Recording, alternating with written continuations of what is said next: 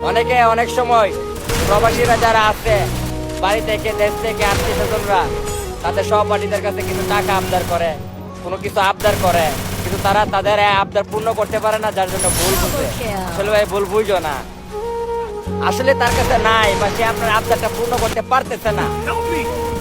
মাস শেষে সে তার নিজের পরিবারকে চালাইয়া উদা হাতে ঘুরে রে ভাই, সত্য কথা, উদা হাতে ঘুরে। আর ডিপ্রেশন, টেনশন মাথার ভিতরে, যে সে যে হাতের মধ্যে যে টাকাগুলো রাখছে এক মাস চলার জন্য বাড়িতে টাকা পাঠাইয়া, এই টাকাগুলো দিয়ে সে এক মাস চলতে পারবে কিনা টেনশনে ডিপ্রেশনে তার রাইতে ঘুমায় না। আর বন্ধু বান্ধবের সাথে কয়া পড়া, আমার কাছে কয়টা টাকা আছে রে, এটা দিয়ে একটা মাস চলতে হইব, আমার কাছে কয়টা টাকা আছে রে, এটা দিয়ে আমার একটা মাস চলতে হবে যে কোনো পর্যায়ে। আল্লাহ বাসা আগামী মাসে ঠিক হয়ে যাবে সব ইনশাল্লাহ।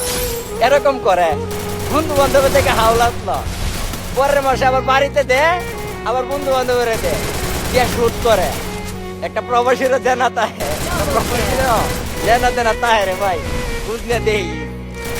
সে যদি না করে মন খারাপ করিও না, তার কাছে থাকলে সে অবশ্যই দিব, এতে কোনো সমস্যা নাই, তার এতে কোনো সমস্যা নাই ভাই।